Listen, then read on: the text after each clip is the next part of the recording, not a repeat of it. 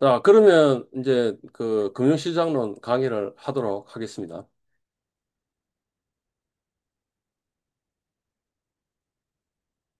우리 뭐 했죠? 어, 금융시장론의 일장 개관을 이야기를 했고, 근데 개관을 보시면 이제 한국의 금융시장 제1장 개관을 이야기를 이렇게 한 거예요.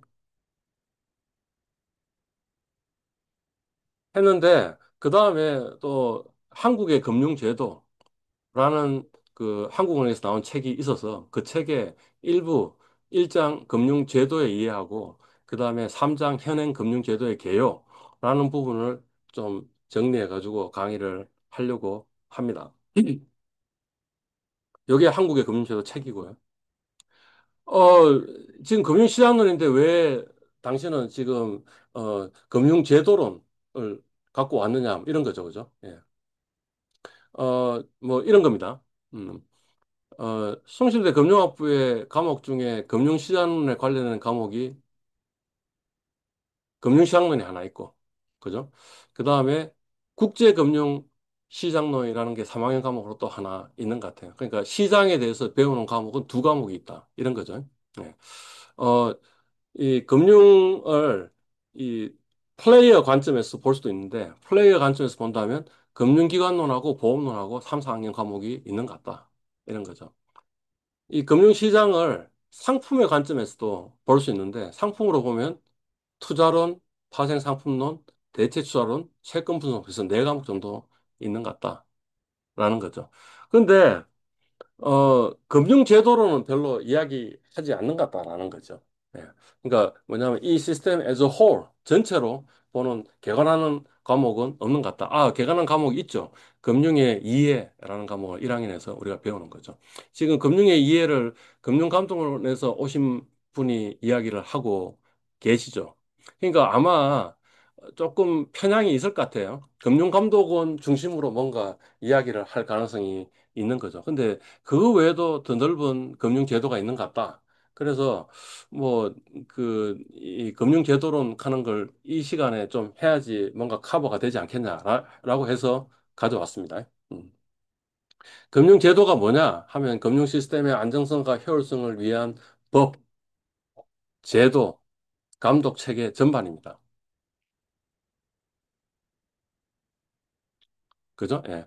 어, 그러니까 아마 금융제도론의 고객은 일단 그 감독하는 기관, 그래서 금융위원회에 있는 사람도 좀 알아야 될 것 같고요. 그 다음에 금융감독원, 감독하는 역할을 하고 있으니까 금융감독원에 들어갈 사람들도 알아야 될 것 같고요. 그 다음에 금융공기업에 들어갈 사람들도 좀 알아야 될 것 같고요. 근데 사실은 금융업자도 알아야 될 것 같다라는 거죠. 왜냐하면 감독의 의도를 이해하고 전략 전술을 수행하는 선수와 감독의 의도를 이해하지 않고 전략 전술을 수행하는 선수는 수행 능력이 다르다라는 것을 우리가 알고 있지 않습니까? 그러니까 운동선수가 상당히 머리가 좋아야지 운동을 잘한다는 거죠. 예, 마찬가지라는 거죠. 어, 이, 아마 우리 학생들의 대부분은 금융업자가 되거나 사기업에서 아니면 사기업에서 기업 재무 업무를 하게 되겠지만 그렇지만 감독들이 뭐 어떤 의도를 가지고 있는지를 좀 파악할 필요가 있다라는 거죠. 금융제도론의 내용은 이런 겁니다. 금융규제와 감독 이런 게 있고요. 그다음에 금융안전망이라는 주제도 있고요. 지급결제 시스템에 대한 이해도 좀 필요하고요.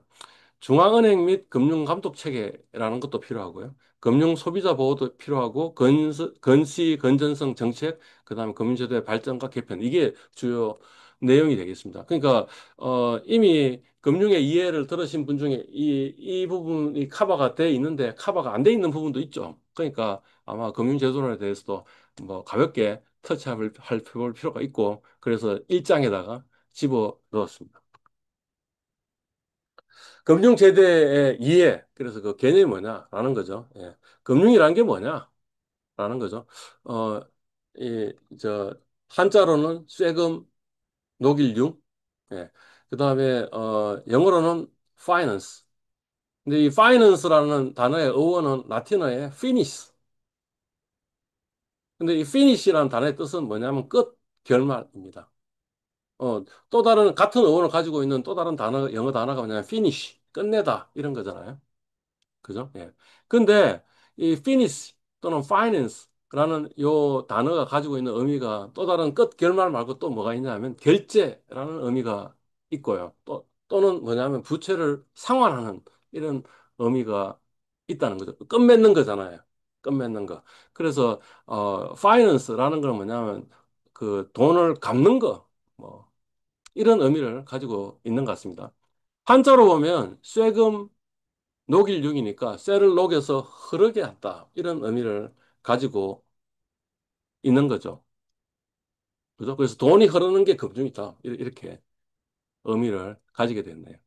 그러니까 금융이라는 게 뭐냐 하면 여러 경제 주체가 있는데 가게도 있고 기업도 있고 정부도 있는데 어떤 사람들은 돈이 필요로 하고 어떤 사람은 돈이 없는 사람도 있으니까 필요로 하는 사람도 있고 있는 사람도 있으니까 있는 사람의 돈을 모자라는 사람들한테 주고받고 하는 활동, 그게 다름 아닌 금융이다. 이렇게 되겠죠. 이 개념 이야기하고 있습니다. 금융제도, 파이낸셜 시스템이란 뭐냐 하면 결국에는 금융 거래가 원활하게 이루어질 수도 있도록 이루어진 주변에 있는 제반 모든 것들. 근데 그 제반 모든 것들 중에 뭐 어떤 게 있냐? 법도 있고요. 규칙도 있고요. 조직도 있고요. 인플라도 있고요. 그러니까 뭐 제도도 되고 금융기관도 되고요. 금융시장도 되고 하는 것을 모두 포괄하는 종합 시스템이 다름 아닌 금융제도. 그러니까 금융시장의 구조 또는 다양한 금융기관, 전체 규범, 운영 방법 이런 걸 총칭하는 거다라는 거죠. 금융제도의 3대 구성 요소가 있는데 그 첫 번째가 뭐냐 하면 금융시장, 그다음에 금융기관, 금융하부 구조 이렇게 돼 있다는 거죠. 그러니까 이게 금융시장론의 타픽이죠. 이게 금융기관론의 타픽이죠. 근데 우리는 금융하부 구조론이라는 과목은 갖고 있지 않으니, 그러니 한국의 금융제도 책 중에 일부 필요하다고 생각되는 부분을 좀 설명하겠다. 이런 겁니다. 예를 들자면 주식 채권 시장, 예금 대출 시장 이거를 우리 지금 금융시장에서 배울 내용이고요. 그다음에 은행, 보험사, 증권사, 신협 뭐 이런 것들을 금융기관으로서 우리가 배울 거라는 거죠. 그죠? 근데 한국은행에 대해서 우리가 좀 많이 배우느냐? 어, 금융감독원에 대해서는 좀 배울 것 같아요. 예, 이 금융의 이해라는 과목에서. 근데, 법률에 대해서는 좀 배우죠. 우리 금융과 법이라는 과목이 있으니까. 근데 거래소에 대해서 좀 배우느냐? 아니면 정권 예탁원에 대해서 배우느냐? 정권 금융에 대해서 배우느냐? 별로 그렇게 많이 안 배울 것 같다라는 생각이 드는 거죠. 금융기관론 교수님이 좀 더 광범위하게 강의를 하신다면 포함이 될 수도 있고, 포함이 안 될 수도 있겠죠. 자, 금융제도에 의해 그래서 금융과 경제의 순환 이렇게 해놓고 지금 이 그림이 있습니다. 그러니까 이 그림은 앞에서 circular flow diagram 한국말로 circular 하니까 순환이고 flow는 흐르는 거고 and diagram 그림 그죠? 예. 한국말로 번역하면 경제 순환 모형 이렇게 얘기했죠. 그 모형을 금융을 중심으로 해서 표현해 놓은 거네요. 그래서 플레이는 누구예요? 돈을 빌리는 사람, 그 다음에 돈을 빌려주는 사람. 그리고 그 가운데 누가 끼어 있다고요? 금융기관이 끼어 있거나 금융시장이 끼어 있다. 라는 거죠. 그래서 금융기관이 끼어 있으면 그게 간접금융. 금융시장이 끼어 있으면 그게 직접금융. 뭐 이렇게 우리 이야기하는 거죠. 기업에 재무상태표가 있다는 거지. 그죠? 그래서 왼쪽이 자산, 오른쪽이 부채와 자본. 그죠? 어, 그 자산은 뭐냐? 생산과 투자를, 실물 투자를 한 것들이 이렇게 나열되어 게 자산. 이거예요. 부채는 단기 부채와 장기 부채가 있는 것 같고, 그죠? 그 다음에 오만이도 있죠. 자기 주인한테 조달한 돈도 있죠. 그게 자본. 이렇게 되는 거네요. 네. 그러면, 단기 부채를 어떻게 얻느냐 하면, 단기 대출로 얻을 수도 있고, 또 뭐예요? 자금시장. 뭐, 자금시장은 달리 이야기하면 단기금융시장을 지금 이야기하는 거. 다음 챕터의 주제가 단기금융시장인데, 그거가 되겠죠. 그래서 단기 부채를 얻기도 하고, 은행을 통해서 장기 대출을 받기도 하죠. 그럼 장기 부채가 될 거고. 그 다음에 채권시장, 주식시장도, 채권시장은 장기 부채, 주식시장은 자본. 이렇게 이 조달을 하게 될 것이다. 라는 거죠. 가게도 사실은 재무상태표가 있다라는 거지. 아, 재무상태표가 아니고 이거는 손익계산서네요. 그죠? 손익계산서. 그래서 소득이 있고 소득을 소비하고 저축하고 이렇게 하게 된다라는 거죠. 손익계산도 아니고 현금 흐름표인가? 현금 흐름표처럼 보이는데. 그죠? 그러면 소비한 거는 결국에는 기업에게 이 수입으로 잡힐 거고, 그죠? 저축한 거는 뭐 단기 예금을 할 수도 있고, 장기 예금을 할 수도 있고, 또는 뭐 단기 금융 상품을 살 수도 있고, 채권을 살 수도 있고, 주식을 살 수도 있고, 이런 식으로 된다라고 지금 나와 있네요. 그죠? 예. 그래서 결국에는 이 금융시장, 금융하고 실물이 이렇게 서로 거울처럼 이렇게 해서 흐르게 돼 있다라는 것을 이야기를 하고 있네요. 이것들을 받쳐주는 게 금융하부 구조이고, 이 전체를 모아가지고 금융제도로 간다라는 그림을 한국은행의 우리나라의 한국의 금융제도라는 책에 나와 있는 그림을 가져왔습니다. 그래서 금융과 경제는 순환하고 있고, 금융은 경제의 혈관이다. 이렇게 이야기를 앞에서 한 적이 있죠. 그죠? 금융기관. 예, 금융제도. 금융기관이라는 건 이미 이야기했던 겁니다. 예. 자금 공급자하고 자금 수요자 사이에 자금을 중개하는 조직이고, 그죠? 예. 자기 계산으로 보통은 은행, 저축은행, 증권사, 보험사, 신협 등 다양한 금융기관을 포함한다. 그죠? 예. 은행은 보통 자기 계산으로 하게 되고, 그래서 예금과 대출을 하고 또는 지급 결제의 기능을 한다. 라는 거였죠. 그죠? 금융 시스템의 중추 역할을 하고 있고, 그래서, 또 뭐, 이런 이야기도 한번 들어본 적 있어요.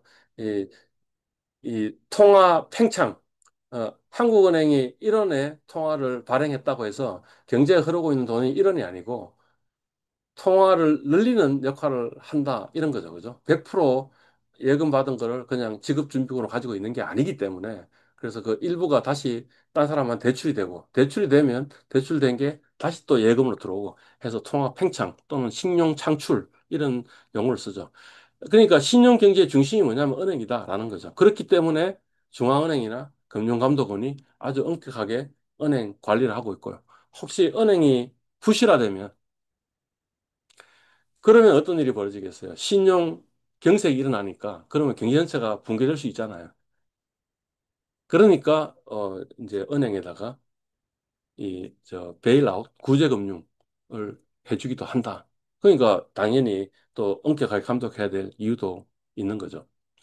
비은행 금융기관은 주로 어떤 특화된 업무, 일반적인 업무가 아니고 특화된 업무를 하고 있습니다. 그죠? 예. 그래서 투자, 이게 저 증권회사, 예, 보험회사, 뭐 이런 것들을 특화하는 업무이고요.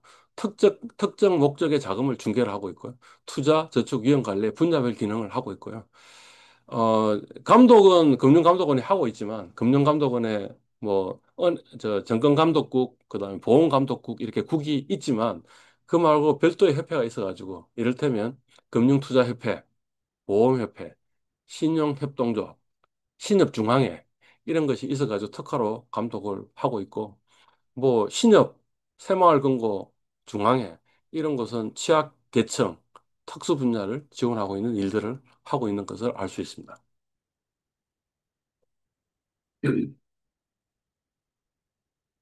자, 이제 금융기관 했으니까 금융 하부 구조, 인프라 이야기 되겠죠.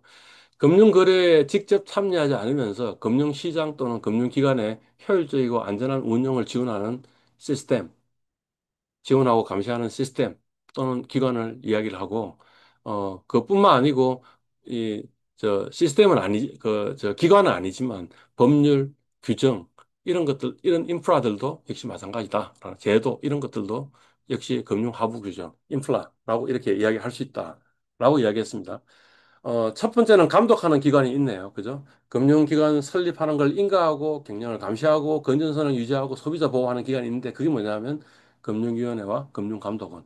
금융위원회는 정책을 수립하고 금융감독원은 실제 감독을 수행하는 거죠.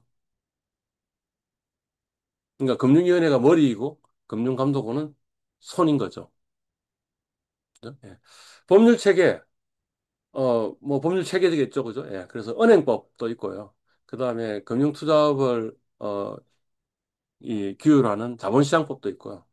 뭐 신용보험법 이런 것도 있고요. 예, 이런 법에 의해 가지고 이루어진다라는 거죠. 지급 결제가 이루어져야 되고 지급 결제라고 하는 게 뭐 계좌이체, 그다음 현금,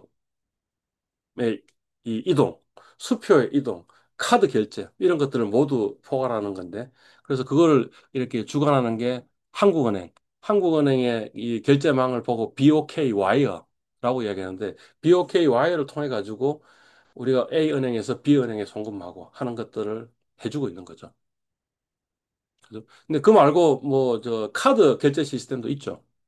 페이 결제 시스템, 소액 결제 시스템인데 페이 결제 시스템도 있죠. 그런 것들이 있다라는 겁니다. 어, 그 은행이 만약 망하게 되면 그러면 예금자가 손해를 보니까 예금 보험이라는 제도를 만들어 놓은 거죠. 그죠? 어, 1929년 대공황 시절에는 예금 보험이라는 제도가 없었다는 거죠. 미국에. 그죠? 그러니까 많은 금융기관들이 부도가 나고 금융위에 부도 나니까 그게 예금했던 사람들이 그 자기 예금을 보험을 못 받고 그러니까 갑자기 그 사람들이 이 돈을 못 쓰게 되고 돈을 못 쓰게 되니까 신용 경제가 이 붕괴되고 붕괴되니까 경기가 더 침체되고 하는 그 악순환의 고리가 있었다는 거지. 그죠? 그래서 그걸 교훈 삼아서 만들어진 게 FDIC. 그게 우리나라로 이야기하면 예금보험공사가 만들어진 거 우리나라에도 예금보험사라는 공기업이 있습니다. 그래서 우리가 은행에 예금을 하면 그러면 이제 은행은 예대 마진을 먹게 되는데 그중에 일부분을 예금보험료로 내고 그래서 과거에는 5천만 원까지는 예금 보호의 대상이었는데 이제는 1억 원까지 늘어났다. 하는 거죠. 그게 예금보험이고 예금보험을 이 운영하고 있는 기관 이름이 예금보험공사 이렇게 되는 거죠. 거래소도 역시 마찬가지로 인프라라고 이야기하겠죠. 그래서 우리 한국거래소 KRX 같은 경우에는 뭐 주식도 하죠. 채권도 합니다. 예. 파생상품도 하죠. 뿐만 아니고 금도 합니다. 예. 탄소 배출권도 하고 있습니다. 이런 모든 거래에 어떤 플랫폼 역할을 한국거래소가 하고 있습니다. 금융제도에 의해 해서 전 세계 금융제도를 보면 은행이 중심이냐 아니면 시장이 중심이냐로 해서 두 부분으로 나눠진다는 거죠. 은행 중심인 나라가 어디냐 하면 한국, 일본, 독일 이렇고요.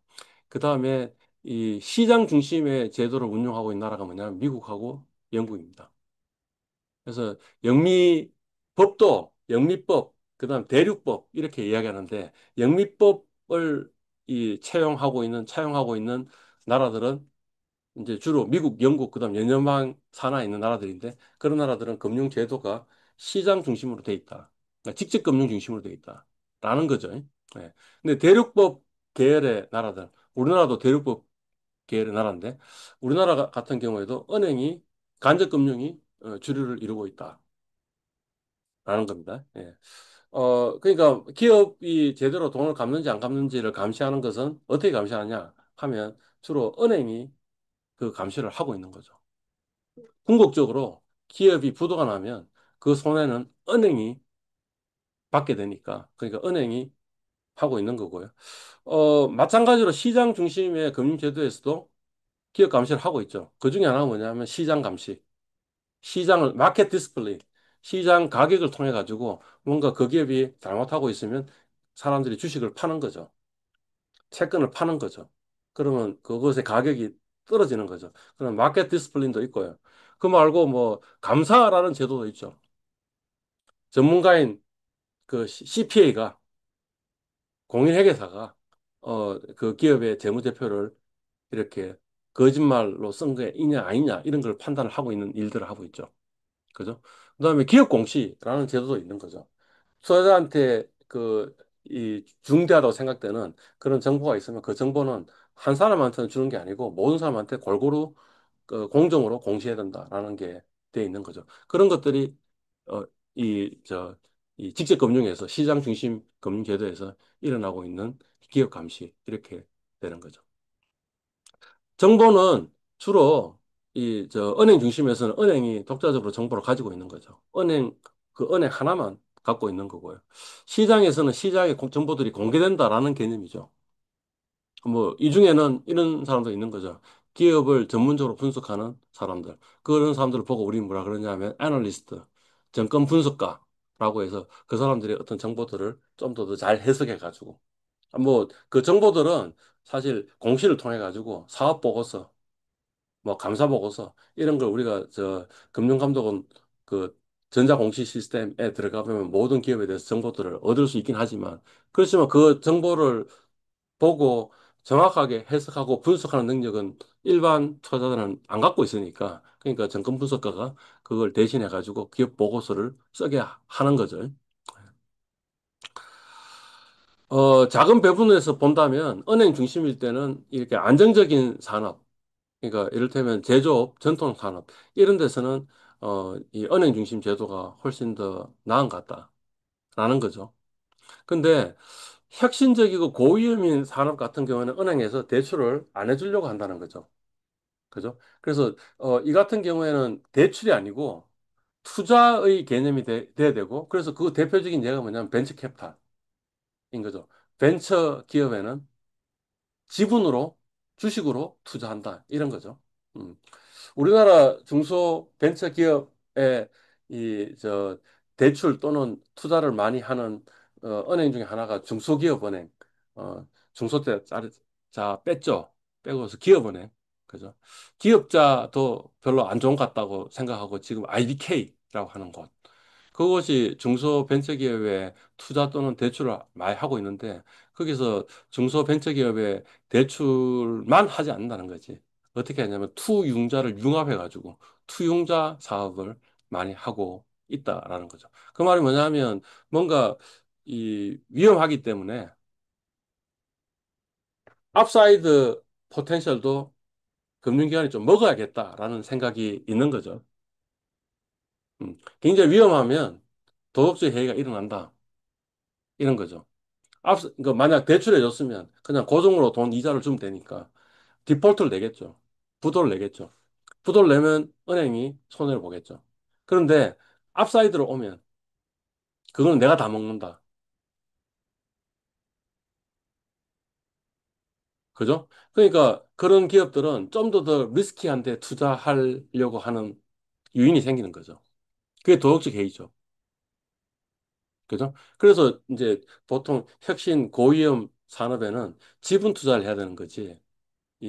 채권 또는 부채, 대출 이런 걸로 하는 게 별로 적절하지 않다. 그래서 중소기업은행은, 기업은행, IBK는 이 투융자 사업을 굉장히 많이 하고 있다. 이런 거죠.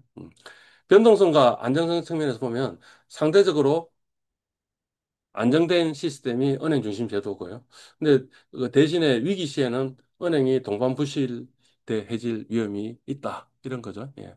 97년 한국 외환위기 때 그래서 우리나라의 상위에 있던 은행들은 전부 다 망한 거죠. 예. 그런 일들이 벌어진다라는 거죠. 시장 중심 제도에서는 이 변동성이 굉장히 높은 거죠. 이 기본적으로 그 대출해주는 데가 혁신기업, 뭐 이런 기업들이 많으니까, 그러니까, 변동성이 높고요. 그죠? 그러니까, 근데 대신에 뭐냐면 투자자가 분산 투자를 하고 있으니까, 이 투자자가 소액으로 분산 투자를 함으로써 위험을 분산하는 그런 것들이 있는 것 같다라는 거죠. 투자 보호는 어떻게 하느냐? 은행이 투자자 보호를 하는 거죠.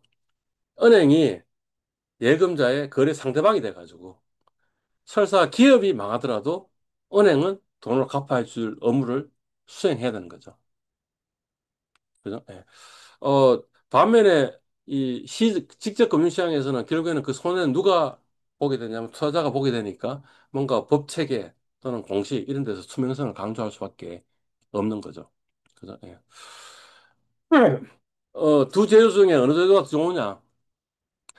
어떤 나라는 은행 중심 제도를 하고 있고 어떤 나라는 시장 중심 제도를 하고 있는 것으로 보아서 뭐 상황에 따라서 다르다. 이렇게 이야기할 수도 있는 것 같고요. 어, 최근에는 뭔가 혁신 산업이 훨씬 더 중요한 것 같다. 라고 이야기하면 시장 중심 제도가 훨씬 더 나은 금융 제도인 것 같기도 하다라는 거죠. 한국하고 일본하고 비교해 보면 한국은 일본에 비해서는 좀 더 이 시장 중심 축이 좀 있는 것 같다라는 거. 일본은 그야말로 은행 중심 제도인 것 같다. 독일도 그렇고. 그래서 최근에 독일과 일본이 뭔가 좀 저조한 것 같지 않냐라고 이야기하는 사람도 있다. 이런 거죠. 그거는 사실 이제 은행에 취업한 선배의 이 멘탈하고 그다음에 증권회사에 취업한 선배를 만나서 그 사람의 멘탈하고 한번 비교해 봐도 금방 알 수 있을 겁니다. 예. 방금 했던 이야기를 이 한국은행의 교재에서 가져온 건데 거기서 새로 이야기하고 있는 게 뭐 어떤 게 있을까요? 음, 차입자에 대한 정보는 사실 은행의 내부에 내재화돼 있죠. 그래서 이 간접금융에서 중요한 거는 뭐냐 하면 은행과 기업 간의 관계가 굉장히 중요한 것 같다. 그래서 관계금융이라는 말을 쓰고 있습니다. 아무리 시장 중심 금융 제도에서 이 투자자와 이 기업 사이에 투명성을 강조한다 하더라도 뭔가 그 중에는 이렇게 좀 공식화할 수 있는 정보도 있지만 뭔가 그냥 암묵적으로 뭔가 알 수 있는 정보들도 있지 않냐라는 거지. 그죠? 이 공식화되는 정보를 보고 우리 뭐라 그러냐면 경성정보, 하드 인포메이션이라고 이야기하고 좀 공식화하기 힘든 인포메이션을 보고 뭐라 그러냐면 연성정보, 소프트 인포메이션이라 그러는데 아마 이 은행이 좀 더 금융을 잘할 수 있다면 그 돈 빌려주는 기업하고 계속 지속적으로 거래 관계를 통해 가지고 뭔가 그 기업에 대한 연성 정보를 가지고 있다는 거지. 그걸 보고 뭐라 그러냐면 관계 금융, 릴레이션십 뱅킹이라고 얘기하는데 그래서 어떤 면에서는 뭐 대기업에서는 뭔가 정보가 상당히 투명하기 때문에 직접 금융으로 해결하기가 쉽지만 중소기업으로 가면 이 연성 정보, 소프트 인포메이션이 훨씬 더 중요해지니까 은행 중심으로 가는 게 맞지 않냐. 그래서 우리나라에 기업 IBK가 있는 거일 수도 있다. 이런 이야기도 할 수 있어요. 뭐 상식적으로 지금 방금 이야기했던 용어, 경성 정보, 연성 정보, 그다음에 관계금융 이런 단어들을 좀 알고 있을 필요가 있습니다. 실제로 채권 시장에서 대기업은 채권을 발행하지만 중소기업은 채권을 발행하기가 힘들어요. 왜냐하면 중소기업과 투자사에는 정보 비대칭성이 너무 심하다는 거지. 아무리 노력을 하더라도. 음. 어, 이제 그 돈을 빌려주는데 이 사전 심사도 있고 그다음에 중간에 이 기업이 잘 되고 있는지 중간 감시도 하고, 그다음에 사후적으로 이 회사가 부도냈으면 부도한 것을 관리하는 그런 감시 기능도 있겠죠. 그런 기능들을 전부 다 간접금융에서는 은행이 다 하고 있다는 거지. 은행에 심사부가 있고, 그다음에 감시부가 있고, 이런 식으로 나눠져 있다라는 거죠. 그죠. 직접 금융시장에서는 이게 다 별도의 금융기관으로 나눠져 있다라는 거죠. 그래서, 그 시장 조성자라는 어, 직무가 있어가지고 그 사람들이 사전 심사를 하는 거죠. 어, 시장 조성사라는 말이 주로 어디서 쓰냐 하면 그 발행 부서에서 쓰는데요. 정권회사에. 그러니까 그 상장시킬 때, 주식을 상장시킬 때 또는 채권을 발행할 때 그때 이 사람들이 뭔가 정보들을 해가지고 이 회사는 상장시켜도 될 것 같다라고 미리 그 정보들을 파악을 하는 거죠. 그런 사람들이 그 이후에 그 시장의 유동성을 조성하기 위해서 시장 조성 역할도 하는데, 그래서 정권회사가 시장 조성자의 역할을 하고 있는 거죠. 이 회사가 제대로 이 신용이 제대로 되고 있느냐라는 걸 보는 기관이 뭐냐면 신용평가 기관이 되는 거고요. 사후적으로는 뭐 신용평가 기관이 못하죠, 그죠? 그냥 부도가 난 거죠. 부도가 난 거고, 어, 정권 인수 투자자라는 사람들이 있어서 그 부실 정권들을 인수하는 거죠. 그래서 그런 또 전문 업자들이 있다라는 거죠. 감시효율성. 은행하고 기업은 장기적인 거래 관계를 하니까 아까 관계금융이라고 얘기했는데 어, 상당히 정보 비대칭성이 굉장히 큰 기업에 대해서는 효율적인 정보 생산이 일어난 것 같고, 그래서 중소기업은 주로 간접 금융을 통해 가지고 이루어진다라는 거죠, 그죠? 이게 상당히 효율적일 수도 있는 게, 왜냐하면 그 연성 정보는 우리가 관계를 통해서 획득한 우리 기업, 우리 은행 고유의 정보인데, 그거를 널리 공개를 하게 되면 어느 누구는 그 정보를 구하려고 하는 노력을 안 하겠죠. 그게 뭐냐면 무인성차 문제예요. 그죠? 직접 금융시장에서는 사실은 무인성차 문제가 있는 거죠. 우리가 신용평가 기관에 돈을 주고 있는 게 아니잖아요. 그죠? 뭐, 증권회사의 애널리스트 레포트를 우리가 구독을 하고 뭔가 돈을 사실 지급하는 구조가 돼야 되는데 사실은 그냥 공짜로 지금 우리 애널리스트 레포트를 다 보고 있잖아요. 그러니까 프리라이딩을 하고 있는 거죠. 반대로 프리라이딩이 있으면 어떤 문제가 생겨요?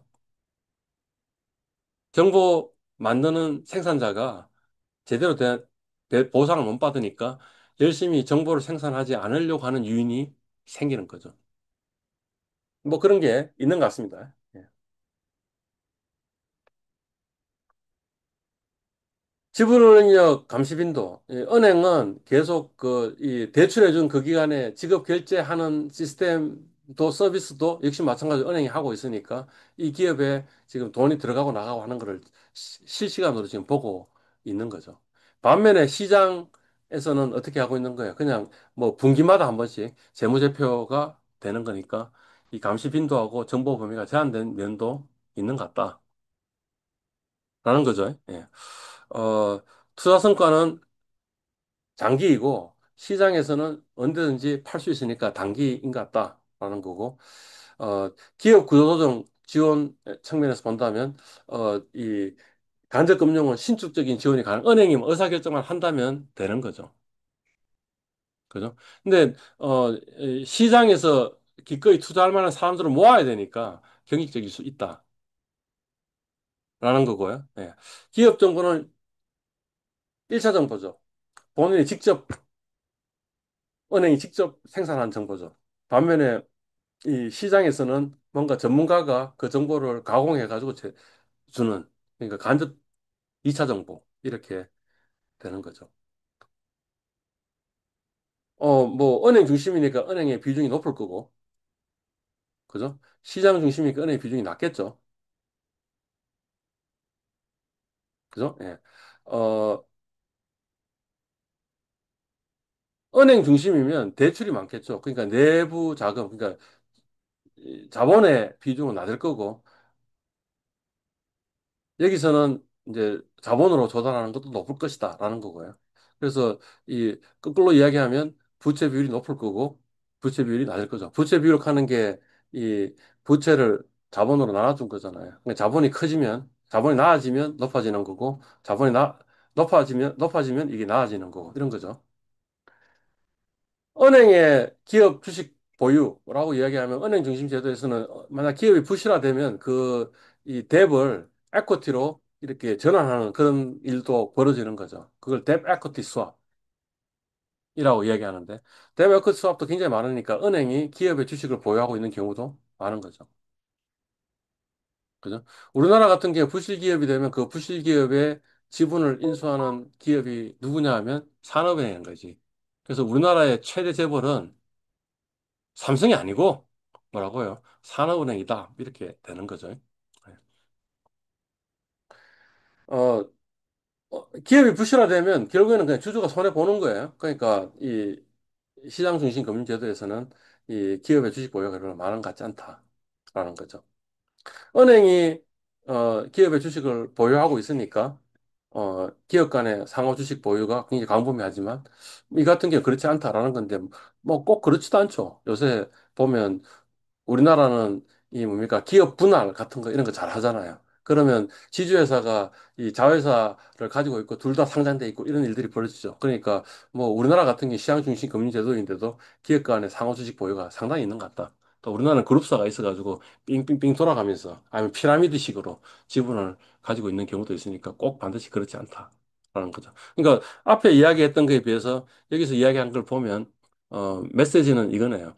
어떤 면에서는 은행을 통해 가지고 금융하는 게 좀 더 나은 분야가 있고, 어떤 곳은 시장을 통해서 하는 게 나은 게 있는데, 그거는 주로 뭐냐면 혁신기업 또는 대기업이면 시장이 더 나은 것 같고, 중소기업이면 은행이 좀 더 나은 것 같다라는 그런 이야기도 지금 하고 있는 거네요. 그죠? 우리나라는 은행 중심이냐, 시장 중심이냐, 이미 은행 중심이라고 이야기했는데, 뭐, 그거는 금융기관 총자산을 보면 알 수 있다라는 거죠. 지금 우리나라의 은행의 금융자산의 비중은 얼마라고? 51.8%라고. 그러니까 과반수는 은행이 가지고 있다. 이렇게 되는 거네요. 어, 두 번째로 말 갖고 있는 데가 어딘가요? 예, 증권회사가 아니네요. 보험회사다. 예. 학생들의 이 취업 선호 순위가 은행, 증권, 보험 잘못됐다. 라는 이야기 지금 제가 한 거죠. 예, 보험회사가 20.2%다. 라는 거죠. 어, 투자 매매 중개업자가 증권회사를 포함한 건데, 여기에 이 비중이 6.8%다. 그죠? 예. 그러니까 앞으로도 우리가 갈 길이 멀다. 이렇게 투자 매매 중개업자의 비중이 좀 더 늘어나는 구조가 좀 더 좋은 구조인 것 같다는 생각을 저는 하고 있는데, 그런 면에서 아직도 우리가 갈 것이 마다, 멀다. 이런 이야기가 되는데, 그렇지만 95년과 비교를 하면 92년은 62.9%, 63%였는데 52% 줄어들었으니까. 그 다음에 2.9%였는데 6.8% 늘어났으니까 그런 면에서는 뭐 정근회사가 많이 늘어난 면도 있는 것 같다. 보험회사는 9.1%에서 20.2%니까 비중이 굉장히 현격하게 늘어난 것 같다. 그래서 보험회사에 관심을 많이 가져주십시오라는 이야기를 할 수 있겠네요. 예. 이 표에서 우리가 주목해서 봐야 될 또 다른 게 있나요? 또 다른 게 있습니다. 은행에 은행 계정이 있고 신탁 계정이 있죠. 어느 누군가가 앞에 그 강의에 대해서 이 신탁 회사가 어디 있냐라는 것에 의문을 가진 학생들이 있을 건데, 신탁은 은행에도 있고요. 그 다음에 증권회사도 있고요. 보험회사도 있어요. 그래서, 내 재산을 맡겨서 대신 좀 관리해 주십시오라는 게 신탁이거든요. 이 집합투자자 펀드도 내 재산을 맡기는 건데, 그거는 좀 약간 표준화되어 있는 면이 있고요. 은행의 신탁 계정, 그다음 증권회사의 신탁 계정, 그다음 보험회사의 신탁 계정에서는 어 그냥 제가 뭐 산이 하나 있는 거야. 그러면 그 산을 하나 맡겨놓고 그 산을 잘 관리해가지고 거기서 돈 나오는 거를 우리 자식들한테 좀 주고 나한테 좀 주십시오라고 이야기하는 것도 가능해요. 그게 신탁 계정이 하고 있는 건데 그게 있고 지금 여기 표에 보면 보험회사하고 증권회사에 대해서는 신탁 계정을 따로 분류를 안 해놨죠. 그러니까 사실은 모든 금융기관들이 신탁 계정을 운용할 수 있는데, 그런데 주로 어디에서 지금 신탁 계정을 하고 있다는 거예요. 은행에서 신탁 계정을 하고 있다라는 겁니다. 그리고 사실은 이 부분도 상당히 유망한 분야 아니겠느냐라고 이야기를 할 수 있는 거죠. 물론 지금 구성비가 15.4%에서 6.6% 줄어들었으니까 저는 좀 줄어들고 있는 게 있는데, 그죠? 요새는 좀 유행하고 있는 것 중에 또 하나가 뭐냐면 그액 부자들이 패밀리 오피스라는 걸 만들고 있다는 거죠. 그래서 그액 부자들에게 재산 관리하는 모든 서비스를 그냥 일괄적으로 제공하는 그런 게 있기도 하거든요. 그죠? 그래서 일부는 이 신탁 계정이 좀 준 면도 있지만 사실은 그 패밀리 오피스가 지금 늘어나고 있는 게 또 뉴 비즈니스인 것 같다라는 겁니다.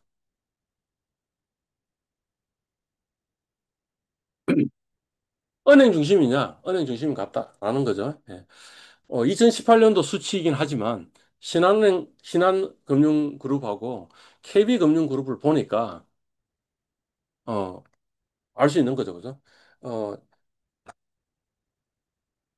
비은행 합계의 자산하고 그 다음에 전체 합계를 보니까 그죠? 예. 그러니까 은행이 비은행 합계의 한 3배 정도 되더라, 자산으로. 그죠? 그다음에 순이익으로 보면 2배 되더라. 자, KB를 보면 이것도 3배 되더라. 그다음에 순이익으로 보면 2배 되더라. 라는 거죠. 그러니까 금융그룹이라고 하지만 사실은 은행이 주다. 이런 이야기를 하고 있는 거죠. 그죠? 예.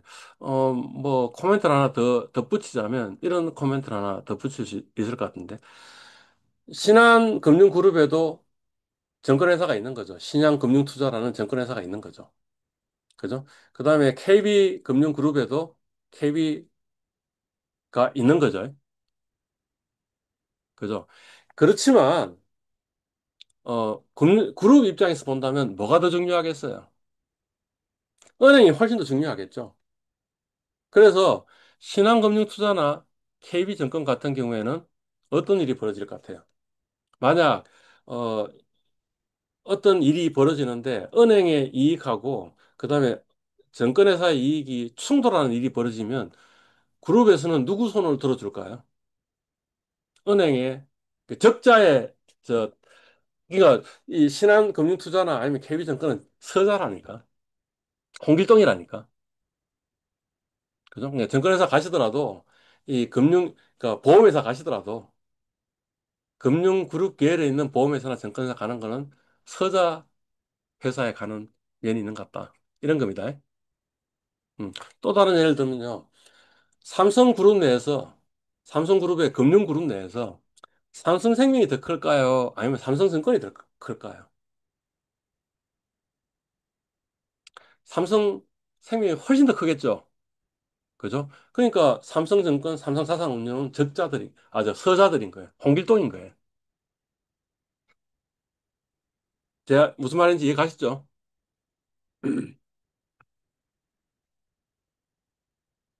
어, 업건별로 이 이제 순위 1등인 회사를 지금 이야기를 한 거예요. 예. 2025년 3반 기준으로 총자산 기준으로 보면 은행의 1등은 국민은행인데 638조 원인 거죠. 증권회사는 한국투자증권 91조 원. 그다음에 보험회사는 삼성생명 243조 원 이렇게 됩니다. 그러니까 우리가 흔히 생각하기에는 은행, 증권, 보험 이런 순서로 생각하고 있는데 아니라는 거지. 은행 1등, 2등, 보험 3등 증권이에요. 그러니까 우리가 지금 뭔가 보험회사라는 이 취업 기회를 지금 놓치고 있는 면이 아주 큰 것 같다. 뭐 그런 이야기를 할 수 있겠네요. 또 하나 코멘트를 하자면 한국투자증권은 계열사로 은행을 가지고 있어요. 안 갖고 있죠. 그러니까 이 금융 계열사에서 가장 중요한 회사는 어디예요? 한국투자증권이에요. 제가 어느 증권회사에 가야 되는지 지금 이유를 이야기를 한 게 되죠, 그죠? 무슨 말인지 이해 갔죠? 예. 여하튼 우리는 은행 중심 금융제도예요. 저 삼성생명이 그래 큰데도 그렇지만 뭐예요? 거의 한 3배 정도 국민은행의 사이즈가 3배 정도 되니까 그러니까 여전히 은행 중심이다. 금융제도에 의해 신용경제와 은행에 대한 구제금융 이야기를 좀 하자라는 겁니다. 예. 현대경제는 신용거래와 은행 중심의 자금 창출에 의존한다. 이 자금 창출이 적은데 신용 창출 또는 통화 팽창, 통화 창조 뭐 이런 용어입니다. 왜 일어나냐 하면 부분 지급준비금 제도에 의해서 예금 받은 거에 일부는 대출해 주는 거죠. 그죠? 사실 거의 대부분을 대출해 주고 있죠. 일부만 지급준비금으로 중앙은행에다가 집어넣는 거죠. 그죠? 2024년 기준으로 보는 통화는 120조 원이에요. 그죠? 근데 이 M2로 이야기하면 3천조 원이에요. 통화량이. 그러니까 그 말은 무슨 말이냐면 한국은행이 발행한 120조 원을 20배 뻥튀기 해서 지금 뭐냐면 경제를 뻥튀기 해놓은 상태죠.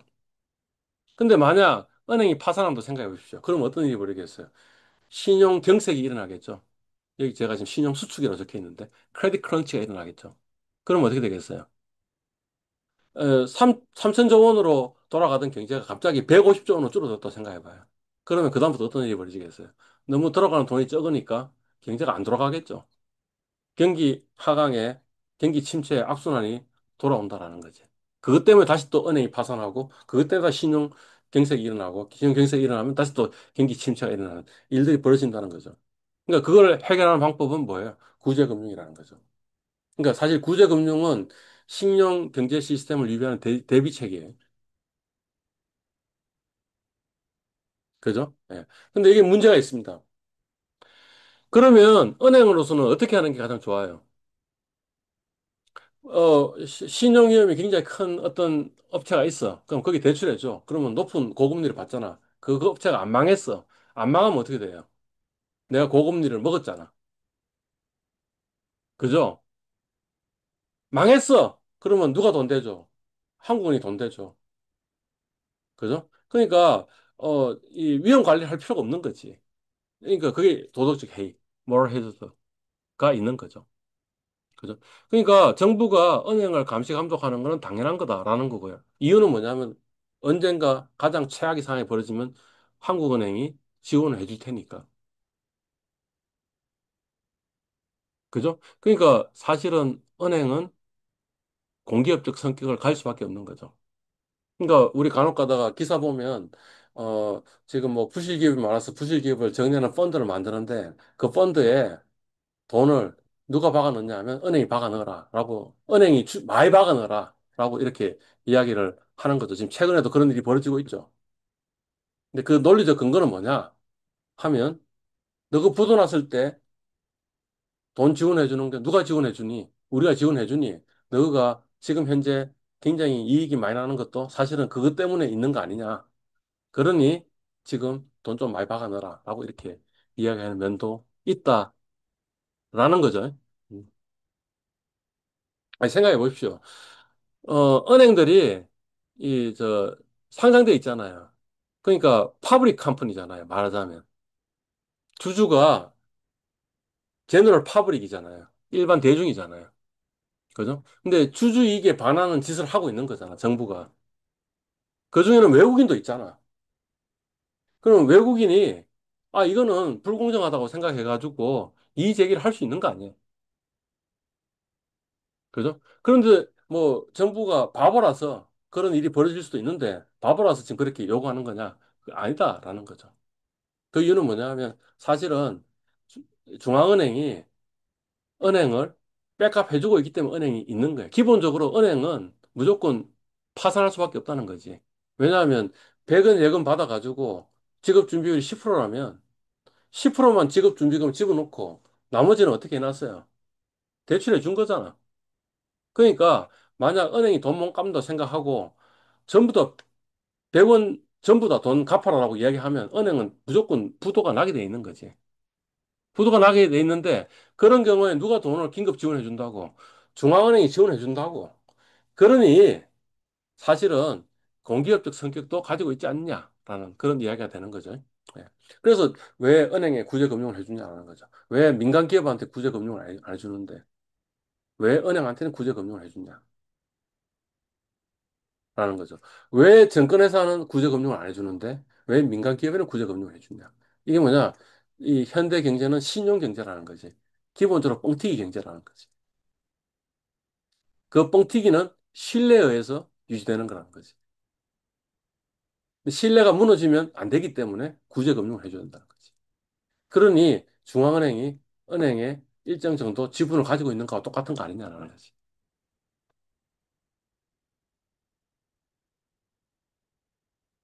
오케이. 97년 한국 외환위기 때 은행의 구제금융 이야기를 좀 해보자라는 겁니다. 예. 97년에 그 우리나라 시중은행의 순위는 1위가 조흥은행, 2위가 상업은행, 3위가 제일은행, 4위가 한일은행, 5위가 서울은행, 6위가 국민은행, 7위가 주택은행, 8위가 외환은행, 9위가 평화은행, 신한은행, 하나은행 이렇게 돼 있었습니다. 자, 지금 살아남아 있는 은행이 어디 있어요? 예.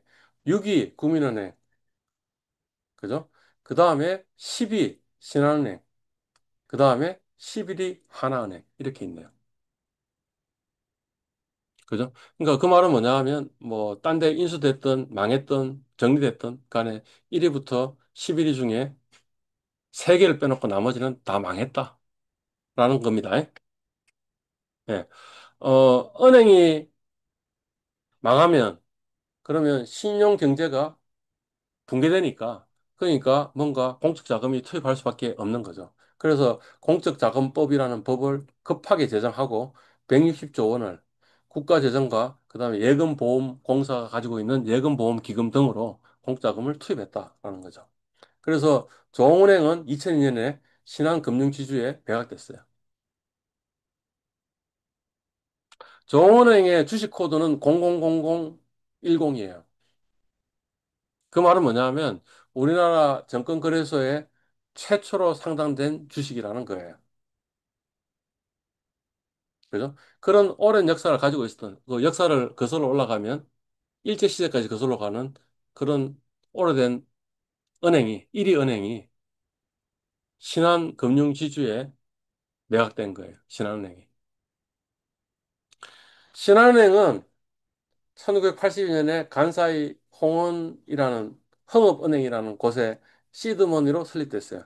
간사이 흥업은행은 지금 흥업은행이라고 해놨죠. 그러니까 사실 은행이 아니에요. 우리나라로 이야기하면 저축은행 정도 되는 거예요.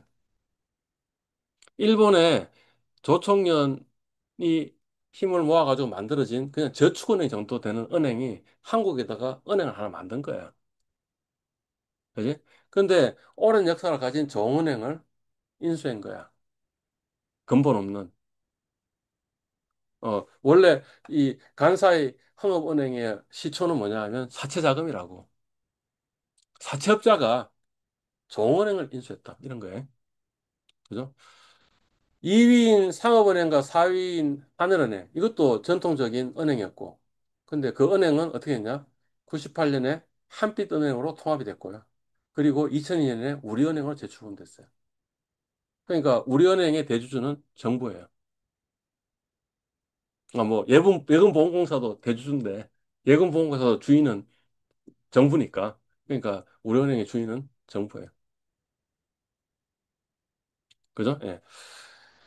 제일은행이 3위였는데, 이거는 99년에 뉴브리지 캐피탈이라는 사모펀드에 매각이 됐고요. 그 다음에 2005년에 스탠다드 차터드 그룹에 또 매각이 돼서, 그래서 SC 제일은행의 이름을 불렸다가, 그죠? 그 다음에 지금은 제일이라는 이름을 떼고 SC은행이라고 이야기를 하고 있다가, 그죠? SC은행이 한국에서 오퍼레이션이 안 돼서 오퍼레이션이 축소하고 있는 그런 상황인 거죠. 보통 우리가 시중은행이라고 이야기하면 조흥, 상업, 제일, 한일, 서울 이 다섯 개를 이야기하거든요. 이 시대에는 그죠? 그 다섯 개 중에 지금 남아 있는 게 없다. 아, 이야기 안 했구나. 서울은행. 서울은행은 2001년에 한솔그룹에 매각이 됐고 다시 신한은행이 그것을 인수했다 하는 거죠. 사채업자가 일본 오사카의 이 사채업자가 인수했다. 이렇게 되는 거예요. 음. 외환은행은 이 역사가 어떻게 되냐면 한국은행에 외화자금부가 있었다는 거지. 그 외환자금부를 스핀오프 시켜서 만드는 게 한국외환은행. 그게 국책은행이에요. 근데 국책은행이 부도가 난 거야. 부실화된 거야. 그래서 2003년에 미국계 상호펀드인 론스타가 인수를 했다가 그거를 2012년에 하나금융지주가 인수했어. 그래서 2015년에 KB 하나은행으로 출범했어. 그죠? 근데 지금은 KB라는 단어를 뗐어. 그래서 이제 하나은행이야. 그래서 KB는 없어졌어. 그게 지금 역사네요. 그죠? 예. 국책은행이야. 한국은행에 있었던 국책은행이었는데. 그죠? 근데 하나은행은 뭐냐 하면요.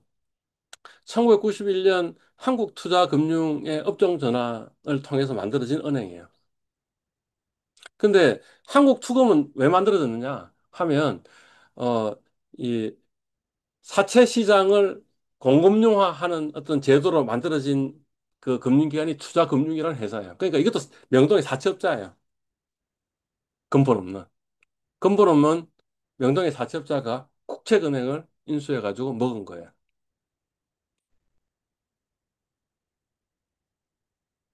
그죠? 예. 국민은행과 주택은행은 2001년에 합병을 했어요. 그래서 KB국민은행이 됐어요. 음. 근데, 그러니까, 1위부터 5위까지는 뭔가 왜 1위부터 5위였냐? 예금 많이 수신해가지고 적극적으로 대출해 주는데 기업들이 망하니까 이 은행들도 부실화된 거죠. 그죠? 예. 국민은행은 역사가 뭐냐 하면, 여기 적혀 있네. 1963년에 이 우리 사적으로 하는 거 있잖아요. 그죠? 개의 공적 기관으로 설립된 게 국민은행이에요. 그다음에 주택은행은 이것도 공기업이고요. 그다음에 주택은행도 뭐냐면 사람들이 주택 사는데 대출해 주기 위해서 만들어진 공기업인데 주택은행이 부실화되니까 국민은행이 가진 거야. 왜 국민은행은 안 망했느냐? 한국 외환은행 망했는데. 이유는 뭐냐? 국민은행은 그냥 서민금융기관 정도의 역할을 했기 때문에 기업 대출 같은 것도 안 해준 거죠. 그러니까 공 영업이 후진적이었기 때문에 부실화 안 된 그런 기간인데 그 기간이 지금은 1위다라는 거지. 청사는.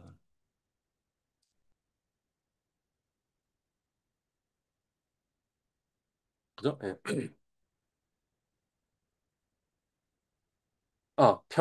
평안행이 9인데 평안행은 2002년에 한변에 합병됐으니까 이 우리은행이 된 거네요. 그죠? 그죠? 그래서 97년 한국 그 위기 은행 구제 금융을 보고 있으면 그 당시에 가장 빵빵한 은행들은 지금 존재하지 않는다라는 게 교훈이네. 그죠? 예. 제가 그 대학을 졸업한 게 91년이에요.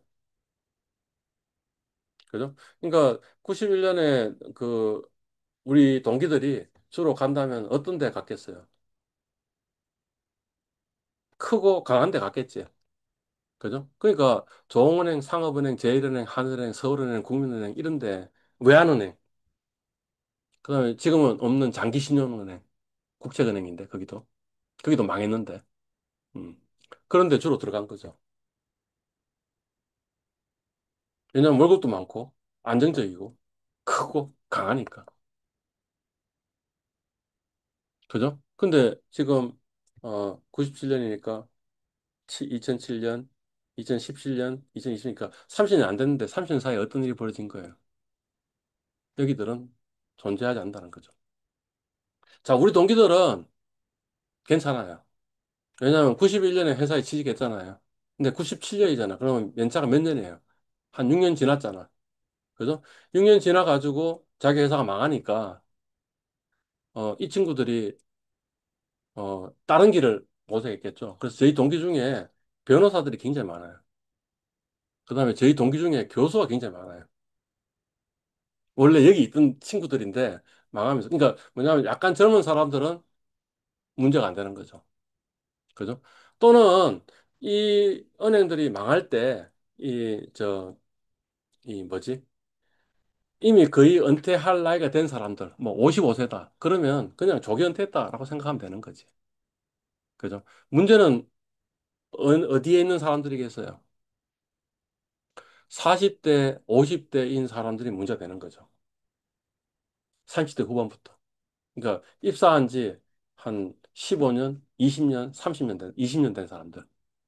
그죠? 그 사람들은 굉장히 심각한 일들이 벌어졌겠죠. 그러니까 크고 강한 기업이라고 생각해서 가는 게 별로 좋은 선택이 아닌 것 같다. 세상은 30년 시계를 놔둬놓고 보면 굉장히 급변하는 것 같다. 그래서 어쩌면 내가 크고 강한 기업에 취직했다면 내가 주변 사람에 비해서 경쟁력이 있으니까 크고 강한 기업에 갔을 건데 30년 후에도 그 기업이 크고 강한 기업일 가능성은 생각보다 그렇게 높지 않은 것 같다라는 게 지금 교훈이에요. 그죠? 네. 그래서 제 이야기하고 싶은 거는 30년 후를 잘 예측해가지고 잘 될 만한 곳에 가라라고 이렇게 이야기를 하니까 30년 후를 예측하는 게 그렇게 쉽냐? 이렇게 이야기해서 제가 쉬울 수도 있다. 좀 관심 가지면 알 수도 있다라는 이야기를 한 거예요. 네. 우리 저 탄핵해가지고 쫓겨난 박근혜 대통령. 이 양반이 서강대 전자공학과 7공학번이에요. 그죠? 예. 근데, 그 당시에 그 7공학번이 입학할 때 그 가장 높은, 공대에서 가장 높은 학과는 섬유공학과고요. 그 다음 화학공학과, 기계공학과, 전기공학과, 전자공학과, 이런 순위에서. 전자공학과는 생긴 지도 얼마 안 됐어요. 전기공학과에서 이렇게 스핀오프 돼가지고 만들어진 게 전자공학과거든요. 그죠? 근데 박근혜 대통령은 전자공학과, 서강대 전자공학과에 들어간 거야. 박근혜 대통령의 아버지가 누구예요? 박정희 대통령이죠. 그러니까 이 사람은 뭔가 세상이 어떻게 바뀌고 있는지 이렇게 여러 사람들한테 얘기를 들을 거 아니에요. 그죠? 그러니까 30년 후가 보인 거죠. 지금 이 순서가 정확하게 지금 거꾸로 되지 않았어요. 전자공학과, 전기공학과, 기계공학과, 화학공학과, 섬유공학과 순 아니에요? 왜 섬유공학과 점수가 높았냐면 그 당시에 우리나라의 주력 산업은 섬유 회사였다는 거지. 무슨 방직 이런 회사였다는 거지. 근데 그때 가장 우수한 학생이 섬유공학과에 가가지고 무슨 방직에 들어가가지고 그 사람이 가장 성공한 사람이 무슨 방직에 사장일 건데 지금은 사장 은퇴했겠구나. 하여튼 그랬을 건데 그래봐야 우리나라에서 랭킹 100위 기업에도 포함이 안 되는 거 아니야. 그 당시에는 랭킹 1위 기업이었는데. 그죠? 아니 그러니까 열심히 공부해가지고 크고 강한 회사 가는 게 답이 아닐 수 있다라는 이야기를 지금 제가 하고 있는 거예요. 앞으로 30년을 내다보면서 약하고 조그맣지만 앞으로 고성장할 뭐를 찾으면 된다라는 거죠. 아니, 저 박근혜 대통령 아버지가 박정희 대통령이라서 그렇건 거고 나는 그런 대통령 아버지도 두지도 않았는데 내가 30년 어떻게 예측하냐 이런 거죠. 그래서 제 오른쪽에 있는 그림을 가져온 겁니다. 오른쪽 그림은 뭐냐 하면 이게 언제 만들어진 거냐 하면 이게 1965년이에요. 1965년. 1965년에 어느 만화가가 2000년대에는 이런 일이 벌어질 것이라면서 만들어 놓은 그림이에요. 지금도 아니에요. 2000년이에요. 그러니까 지금부터 25년 전에 될 거라고 한 거예요. 그죠? 거기에 보면 뭐가 있냐면 전자신문이라는 게 있네요. 근데 우리 요새 신문 안 보잖아요. 그냥 컴퓨터에서 웹으로 그냥 신문 보면 보잖아요. 그죠? 근데 1965년은 뭐 어떤 해예요? 그때는 PC가 나오지 않았던 해예요. PC는 언제 나왔냐 하면 제가 중학교, 그러니까 애플2가 제 중학교 1학년인가 2학년 때 애플2가 나왔거든요.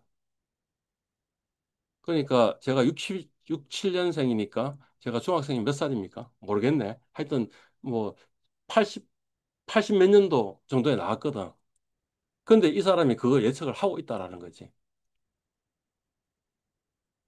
예? 예. 태양열, 지금 실현됐네요. 그죠? 전기 자동차, 아직까지 대중화되지는 않았죠. 그죠? 수학여행을 달러 간다? 컴퓨터의 도움을 받는다? 예, 이때는 아직까지 PC가 안 만들었다 그랬어요. 80년대에 만들었다 그랬으니까. 그죠? 예. 아니, 물론 메인프레임은 있었지만, 워크스테이션 같은 건 있었지만. 그죠? 청소 로봇, 그죠? 원격 진료, 지금도 완전히 된 건 아니죠. 어, 소형 TV 전화기, 예. 스마트폰. 스마트폰은 언제 만들어졌어요? 애플 아이폰이 언제죠? 2000 몇 년인 것 같은데. 그죠? 그런데 그거를 1965년에 이 양반이 이야기했다라는 거죠. 그다음에 이 뭡니까? 그, 이, 화면이, 컴퓨터 화면이 있어가지고 컴퓨터 화면으로 하는 거. 옷에, 보면, 냉장고에 이렇게 화면이 있어가지고 뭔가 레시피 같은 것도 있는 것도 있는 냉장고도 있죠. 그죠? 원격 학습. 그러니까 조금만 관심을 가진다면 그러면 30년 후에 지금은 별로 이 빛을 보지 못하지만 30년 빛을 보는 어떤 분야가 있고 그 분야를 선택하는 게 쇠가 빠지게 공부하고 좋은 학점 따고 스펙 만들고 하는 것보다 더 중요한 것일 수 있다라는 게 제 주장이 되겠네. 오케이. 오늘 여기까지 하도록 합시다.